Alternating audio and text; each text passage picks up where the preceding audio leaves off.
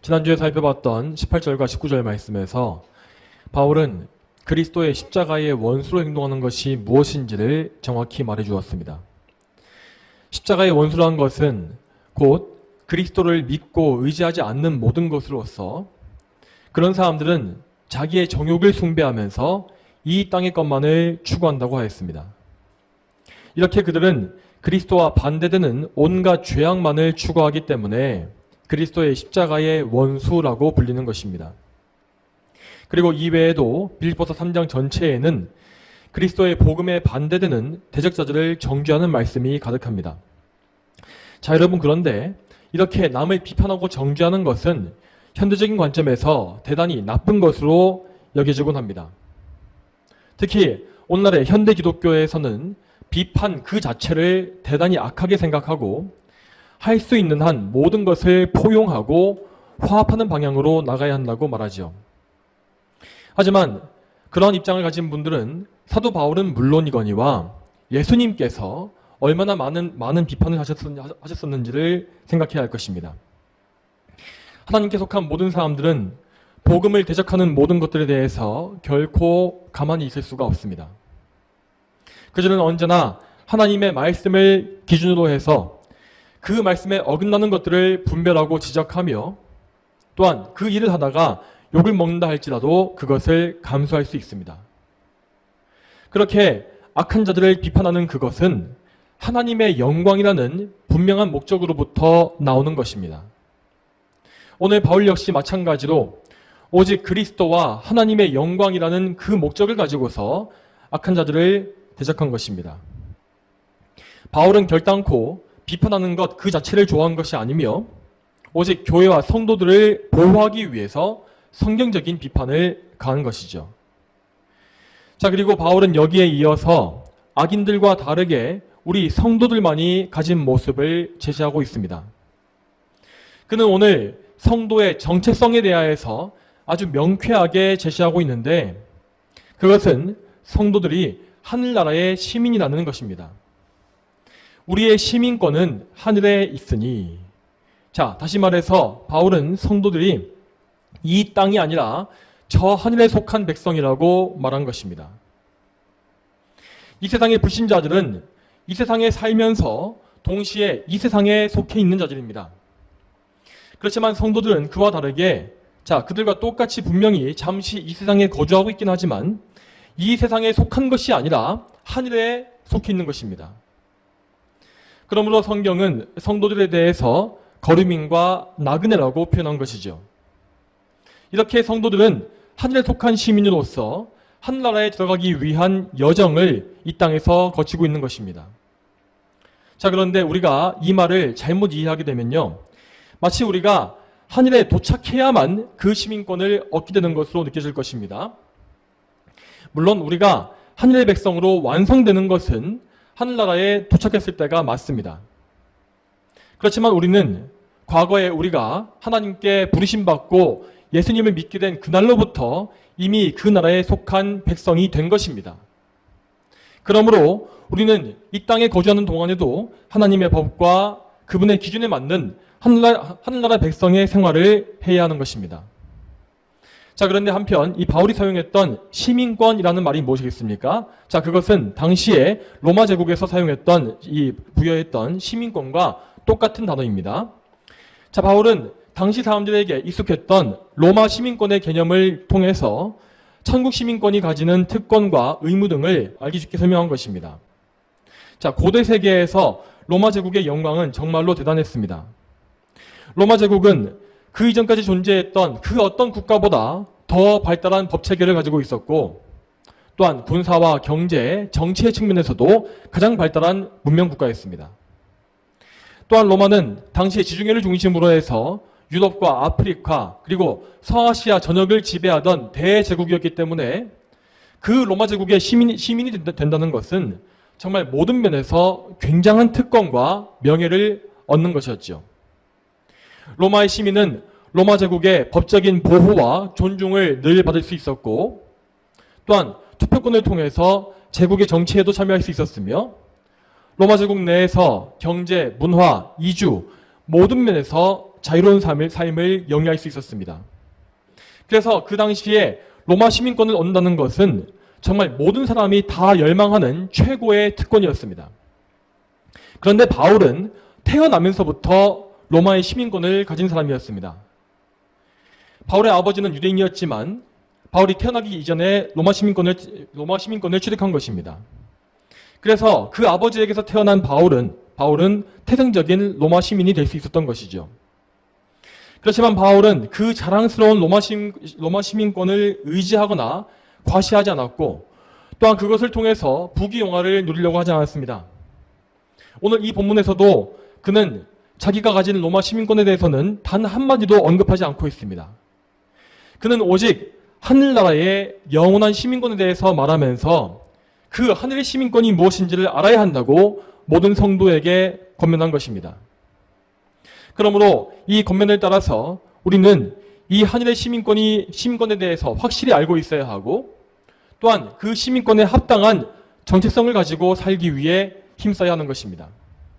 자, 가장 먼저 우리는 우리가 속한 하늘나라, 저 천국이 어떻게 통치되고 있는 국가인지를 알고 있어야 합니다. 여러분, 한나라의 통치권은 오직 삼위일체 하나님께 있는 것이며 그 나라는 삼위일체 하나님을 중심으로 한 절대 왕권의 국가입니다. 그리고 우리 모두는 하나님의 그 절대적인 통치에 절대적으로 순종하는 그분의 신민인 것이죠. 이와 반대로 현재 이 세상에서 가장 발달한 통치 체제는 자유민주주의입니다. 자, 자유민주주의 체제에서는 국민들이 국가의 주권을 나누어 가지게 되며 그래서 그 누구도 절대적인 권력을 휘두를 수가 없습니다. 그런데 지금 이 세상에서 이렇게 권력을 나눠야 하는 이유는 인간이 죄인이기 때문입니다. 타락한 죄인은 절대로 정직과 공의를 완벽하게 따를 수 없기 때문에 절대적인 권력은 역시 반드시 부패할 수밖에 없다는 것입니다. 그렇지만 우리의 왕이신 하나님은 모든 면에서 완벽한 분이시고 또한 죄가 없으신 분이시기 때문에 그분의 통치 역시 타락하거나 부패할 수가 없습니다. 그분의 통치에 복종하는 것은 우리에게 참된 자유를 줄 것이며 또한 완전한 평화와 복락을 제공합니다. 그리고 그분의 통치에 순종하는 모든 사람은 절대 배반당하거나 멸망의 위험에 처할 일이 없습니다. 우리는 이러한 하나님의 통치에 대해서 올바르게 알고 그분께 순종하며 또한 그분의 나라가 속히 우리에게 임하게 되기를 바라야 하는 것입니다. 자, 그런데 천국과 하나님의 통치라는 것은 결코 우리와 멀리 동떨어진 하늘에만 존재하는 것이 아닙니다. 앞에서 말씀드린 바와 같이 모든 성도는 이 땅에 거주하는 동안에도 그 나라에 속한 하나님의 백성인 것입니다. 그러므로 우리는 이 세상에서 오직 하늘나라의 법을 따르기 위해서 힘써야 하는 것이죠. 물론 이 말은 우리가 이 세상에 속한 법들을 완전히 무시해야 한다는 뜻이 아닙니다. 우리는 이 땅에서도 하나님의 영광을 위해서 우리가 속한 국가와 조직에 충성된 사람이 되어야 마땅합니다. 우리는 항상 우리에게 주어진 모든 책임과 의무를 다 하나님께서 주신 소명으로 알고 거기에 충성을 바쳐야 하는 것입니다. 여러분, 그런데 이렇게 우리가 최선을 다해서 살아가는 목적은 오직 하나님의 영광을 위해서입니다. 이 땅과 우리 인간을 위해서가 아니라 오직 하나님의 영광을 위해서 우리는 이 땅에도 충성해야 하는 것입니다. 우리의 모습을 통해서 모든 불신자들이 하나님의 영광을 보게 하기 위해서 그런 것이고 또한 우리가 믿는 하나님을 그들이 경외하도록 만들기 위해서 우리는 항상 이 땅에서도 충성된 백성이 되어야 하는 것이죠. 여러분, 그렇지만 그와 동시에 우리는 우리의 삶에 대해서 확실한 우선순위를 정하고 있어야 합니다. 이 세상에서 최선을 다하고 있는 중에도 우리는 우리의 소속과 정체성이 어디에 있는지를 인식해야 한다는 것입니다. 만일 우리가 이러한 인식을 잃게 된다면 우리는 금세 세상에 동화되어서 세상의 일들에 파묻히고 말 것입니다. 이렇게 되면 우리는 도대체 무엇을 위해서 사는 것인지가 불분명해지고 또한 영적으로도 어두운 그런 상태에 빠질 수밖에 없겠지요. 여러분, 성도의 소속은 항상 저 천국 하나님의 나라에 있으며 우리가 사는 목적은 오직 하나님을 기쁘시게 하는 것에 있습니다. 그래서 우리는 이 땅에 있는 법칙들 중에서 죄악되고 하나님께서 미워하시는 모든 것들을 거부해야 하는 것입니다. 이 세상 사람들이 공유하고 있는 죄악된 문화나 세속적인 가치관을 우리는 거부해야 하고, 또한 이 세상 국가의 법들이 하나님의 법을 어기라고 강요한다면 우리는 그러한 법들을 악법으로 여기고 무시해야 하는 것입니다. 물론 이러한 원리에 따르기 위해서 우리는 이 땅에서 많은 손해를 감수할 수밖에 없을 것입니다. 실제로 우리 믿음의 선조들은 하나님께만 복종하기 위해서 정말 엄청난 희생을 치러왔지 않습니까? 여러분, 이 세상의 통치자들이 교회와 성도들을 우대했던 경우는 사실 역사적으로 거의 없었습니다.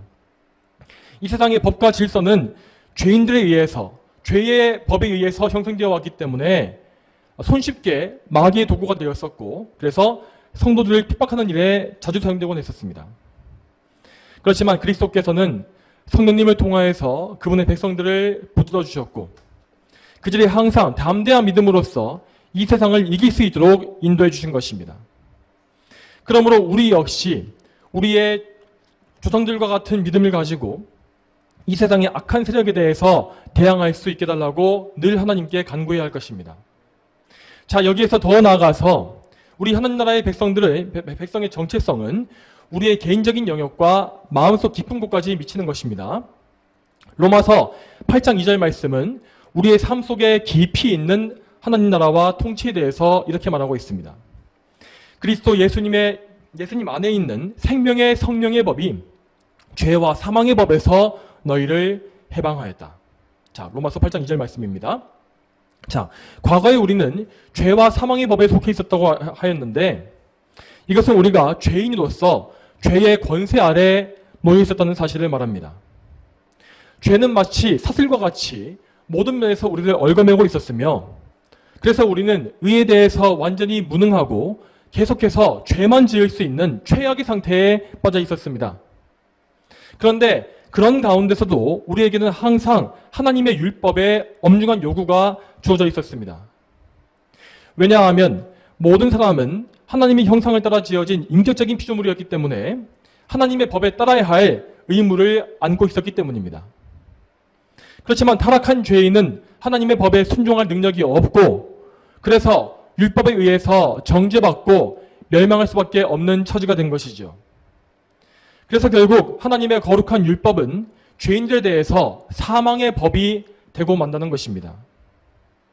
그렇지만 예수 그리스도께서는 그분의 놀라운 구속사역을 통하여서 우리를 이 죄와 사망의 법에서 해방시키셨습니다. 이제 우리의 주인은 마귀에서 예수님으로 바뀌게 되었고, 우리는 성령으로 거듭나서 의를 사랑하고 죄를 미워하는 새 사람을 입게 되었습니다.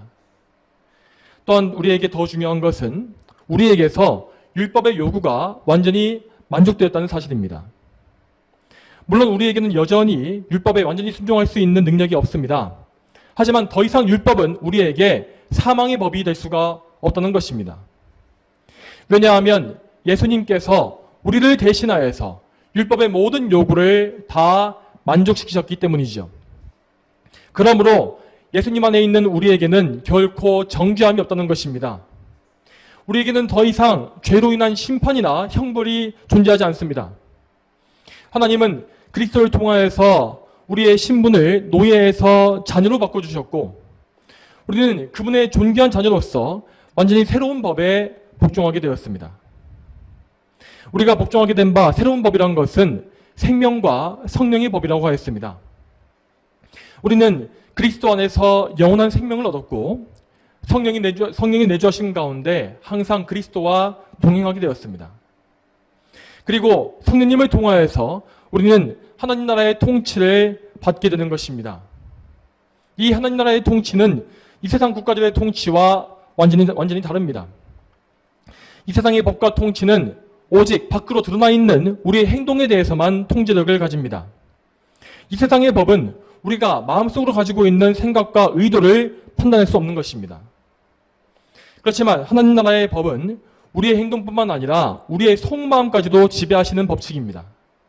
하나님은 우리의 몸과 영혼 모두를 지으신 분으로서 우리의 속마음에 대해서도 거룩함을 요구하시는 것입니다. 물론 이러한 전인격적인 통치에 대해서 불신자들은 엄청난 불만과 적개심을 느낄 것입니다. 그렇지만 성도들은 하나님의 통치에 대해서 기꺼이 순종할 수 있는데, 왜냐하면 그들은 이미 하나님의 영인 성령에 의해서 인도함을 받고 있기 때문입니다. 성도는 성령님의 인도하심 안에서 하나님을 사랑하게 되며 하나님을 기쁘시게 하기 위해서 모든 면에서 그분의 법에 순종하기를 힘쓰게 되는 것입니다. 이러한 의미에서 하나님 나라의 통치는 우리 삶의 가장 세밀하고 깊은 영역까지 다 미치게 되는 것이죠. 자, 그렇다면 여러분, 천국의 백성으로서 거룩하게 살기 위해 우리는 무엇을 해야 하겠습니까? 자, 여기에 대해서 가장 먼저 우리가 가져야 할 전제는 우리가 결코 우리의 힘과 능력에 의지하지 말아야 한다는 사실입니다. 여러분, 우리가 거룩해지는 것은 절대로 우리의 결심으로 되는 일이 아닙니다. 자, 그런데 신복음주의적인 경향의 이 기독교 집회에 가보게 되면 꼭 집회가 끝날 때 마지막에 어떤 영적인 결단을 요구하는 것을 볼 수 있습니다. 주님께 자신을 바치기로 결단하는 사람은 앞으로 나오십시오. 또한 사역자로 헌신하기 원하는 사람은 자리에서 일어나십시오. 이런 식의 요구를 하는 것입니다. 그렇지만 하나님께 자신을 드리는 것은 이러한 순간적인 결단에 의해서 되는 것이 아닙니다. 이러한 인간적인 결단을 강조하는 것은 결국 인간의 의지를 강조하는 것이며 우리의 믿음이 인간의 의지에 달려있다고 믿는 것입니다. 그렇지만 우리의 구원과 관련된 모든 것은 오직 우리가 아니라 우리 구주 예수 그리스도께 다 달려있는 것입니다. 예수님은 우리의 구원을 시초부터 종말까지 완성하시는 완전한 구속주이십니다. 그러므로 우리는 천국 시민으로서 합당한 거룩을 취하기 위하여서 그때에도 오직 예수 그리스도의 능력과 그분의 의에 의지해야 하는 것입니다. 다시 말씀드리지만 우리는 결코 우리의 힘과 능력과 결단으로 거룩과 경건을 얻을 수가 없습니다. 우리는 기도와 말씀을 통하여서 그리스도께만 매달려야 하며 그분께로부터 성화의 은혜가 나온다는 사실을 믿고 그분께 의지해야 합니다. 자, 여러분, 그렇지만 우리는 너무나 자주 하늘나라 심리로서 부끄럽기 짝이 없는 죄에 빠지곤 합니다. 자, 그렇지만 하늘나라의 백성들은 이렇게 죄를 지었을 때 자기 죄에 대한 관점 역시 완전히 달라지게 된 것입니다. 그들은 자신의 모든 죄값을 예수 그리스도께서 다 치러주셨음을 믿고 있습니다. 그러므로 그들은 연약하여서 죄를 짓더라도 더 이상 죄로 인한 멸망의 두려움이나 정죄감에 사로잡히지 않는 것입니다. 다시 말해서 하나님의 백성은 더 이상 죄의 책임을 자신이 져야 하는 것처럼 두려워하지 않습니다. 성도는 하나님의 자녀이기 때문에 하나님을 사랑하고 그분을 경외함으로써 죄를 미워하고 멀리하는 것입니다. 여러분, 우리는 이 차이를 잘 알아야 합니다. 자, 죄를 지었을 때에 하나님께 벌을 받을까 봐 두려워하는 것과 또 반대로 하나님의 은혜를 저버렸다는 사실 때문에 두려워하는 것, 이 두 가지 차이를 분명히 알아야 한다는 것입니다. 하나님께 받을 형벌이 무서운 사람은 아직 하나님의 자녀가 되어본 적이 없는 것입니다. 그는 여전히 죄의 노예로서 하나님을 공포의 대상으로 여기고 있는 것이며 죄의 책임에서 자유를 얻는 것이 무엇인지도 전혀 모르는 것입니다. 반면에 하나님의 백성, 그분의 자녀는 그의 죄가 자신을 멸망시킬 수 없다는 사실을 알고 믿습니다. 그렇지만 그는 자신을 구원하시고 사랑하시는 하늘 아버지께 또다시 죄를 범했다는 그 사실 때문에 경건한 두려움을 가지게 되는 것입니다. 그는 자기 안에 계신 성령님의 근심하심을 느낄 수가 있고 또한 자신이 그리스도의 십자가 은혜를 저버렸다는 사실 때문에 수치를 느낍니다. 그것이 바로 성도가 가지는 죄에 대한 감각인 것입니다. 다시 말해서 성도는 여전히 죄인이긴 하지만 절대 죄의 사슬에 매여 있지는 않습니다. 성도는 이미 사슬에서 풀린 자유의 몸으로서 그리스도의 능력으로 모든 죄와 싸우고 투쟁하는 그런 전투의 삶을 살게 되는 것입니다. 그리고 이렇게 죄와 치열하게 싸우는 가운데 성도는 하나님의 은혜로 말미암아 성화의 열매를 맺어갈 수 있습니다. 하나님은 그를 시험하고 연단하심으로써 그가 더욱더 정금과 같이 나오도록 섭리하시며 또한 그의 삶이 정말 안팎으로 모든 면에서 죄에서 자유를 얻을 수 있게 역사하시는 것입니다. 물론 우리는 그 성화의 과정을 실시간으로 다 인식할 수 없습니다. 하지만 우리가 인생의 단계를 거쳐가는 가운데 우리는 문득문득 우리의 달라진 상태에 대해서 알게 될 것입니다. 분명 이전에 우리가 너무나 이기기 힘들었던 죄가 이제는 능히 이길 수 있는 죄로 여겨질 수 있게 되고 또한 자기 안에서 그리스도의 은혜의 흔적이 드러나는 것을 느끼게 된다는 것입니다. 이와 같이 하나님은 우리를 구원하시되 그저 말로만 하는 것이 아니라 정말 실제적이고 명확하게 우리를 구원의 길로 차근차근 이끌어 가십니다. 우리는 오직 예수 그리스도의 공로와 능력에 의지함으로써 죄의 유혹을 이길 수 있으며 하나님 나라 백성으로서의 합당한 삶을 살 수가 있는 것입니다. 자, 그러면 계속해서 이어서 본문을 보겠습니다. 자, 본문의 20절 후반부부터 21절까지 말씀입니다. 제가 읽겠습니다.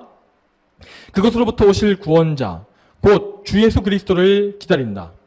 그분께서 만물을 자신에게 복종시키실 수 있는 능력으로 우리의 비천한 몸을 그분의 영광스러운 몸과 같은 형상으로 변화시키실 것이다.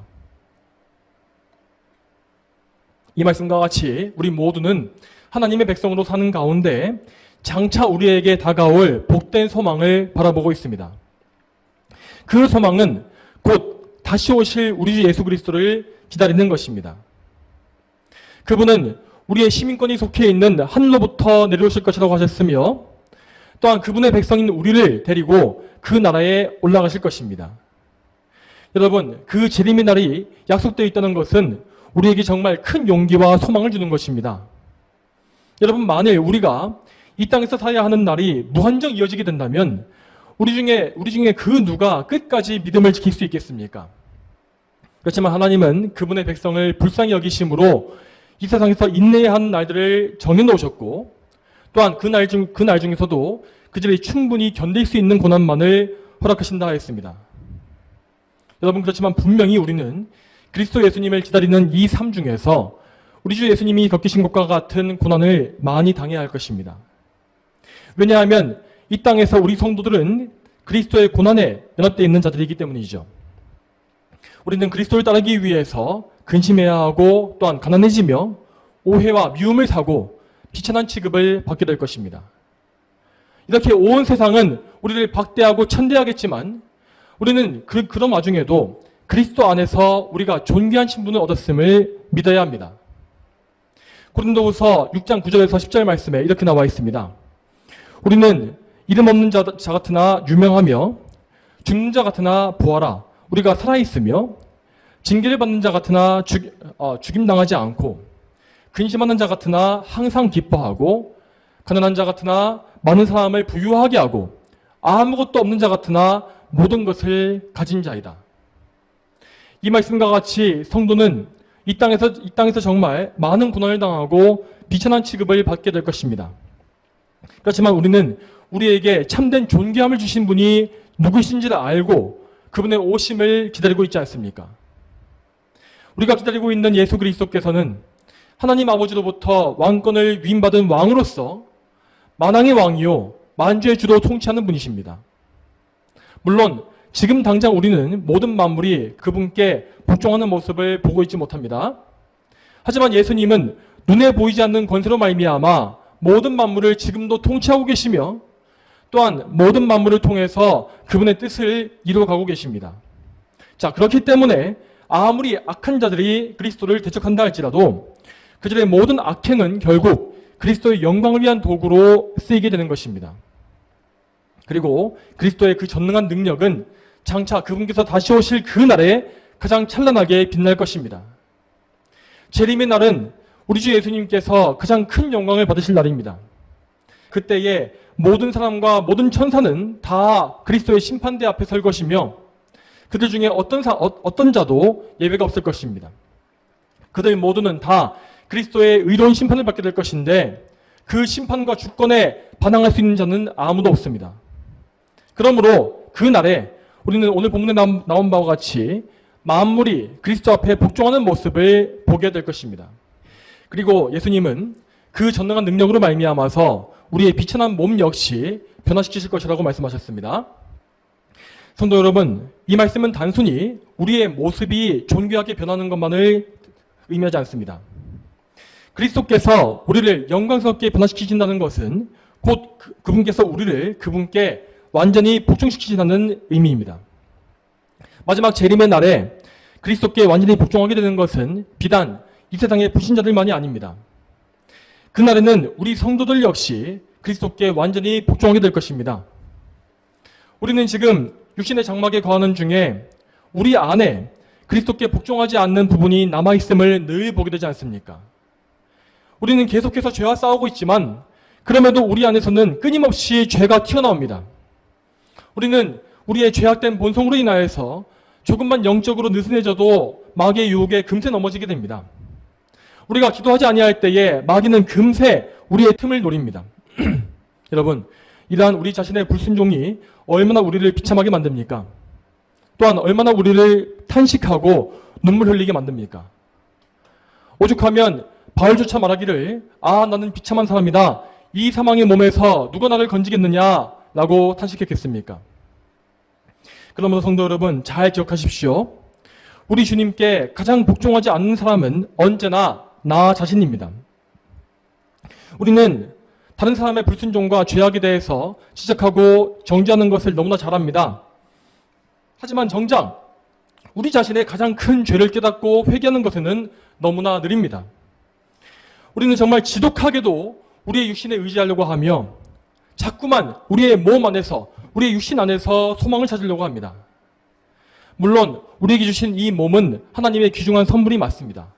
그렇지만 현재 우리의 몸은 연약하고 죄로 부패한 본성에 영향을 받기 때문에 항상 죄의 위험에 노출되어 있습니다.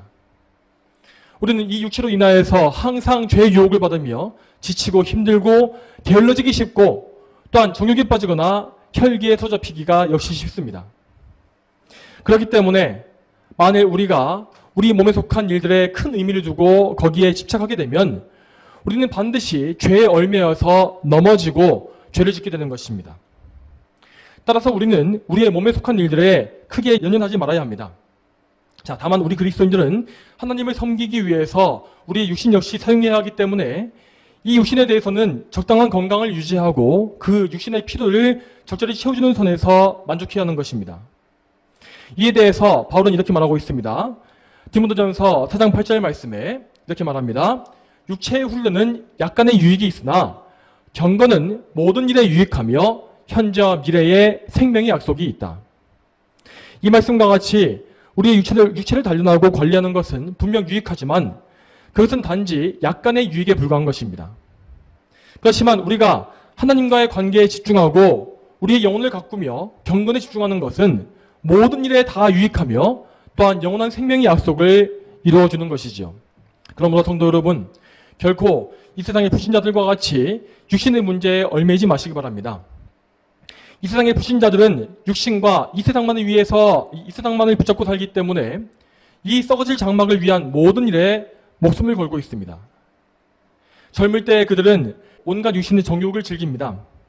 그리고 세월이 지나서 늙게 되면 그들은 어떻게든 자신의 무너져가는 육신의 장막을 붙잡고 유지하기 위해서 사력을 다하지 않습니까?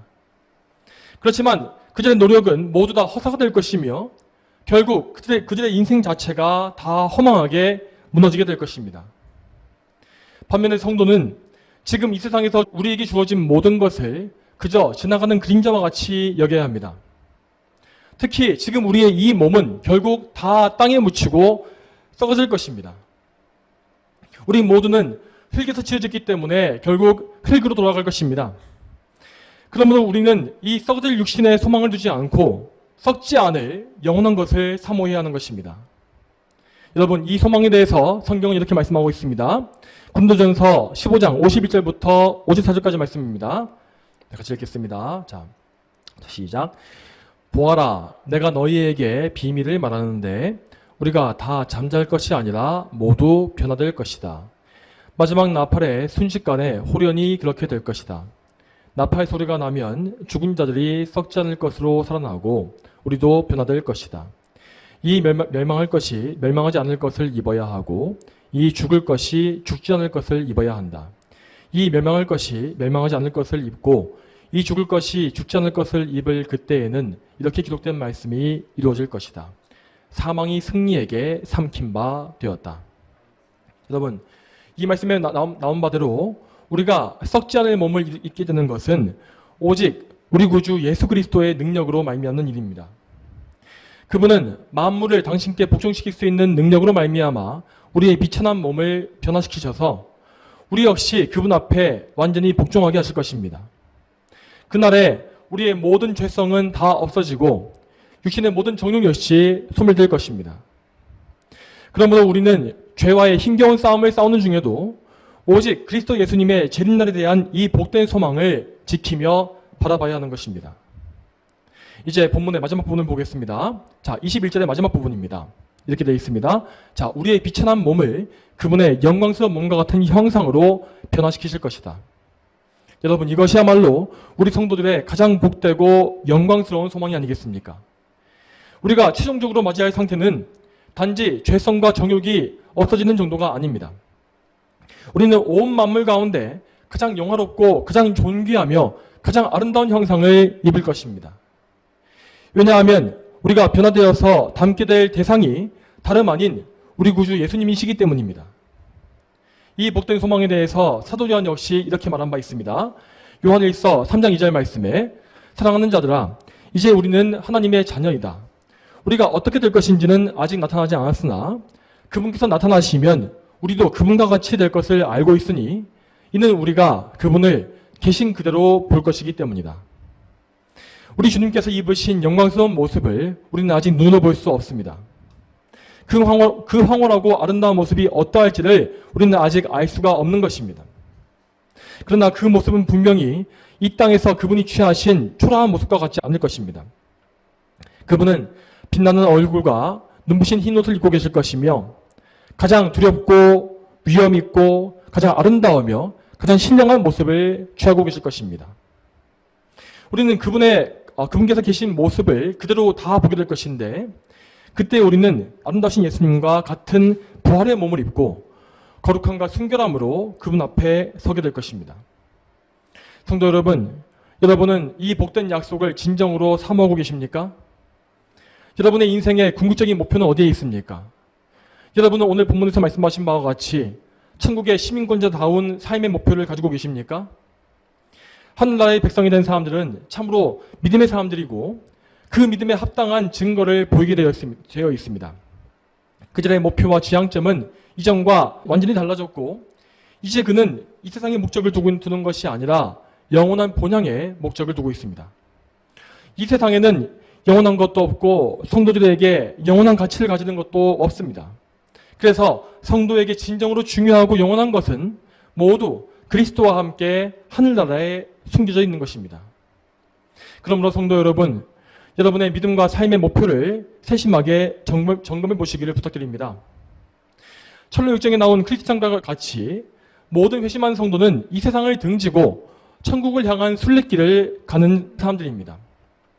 그 길에 아무리 많은 역경이 있다 할지라도 성도는 하나님의 부르심을 따라서 즐거운 마음으로 그 좁은 길을 갈 수 있습니다.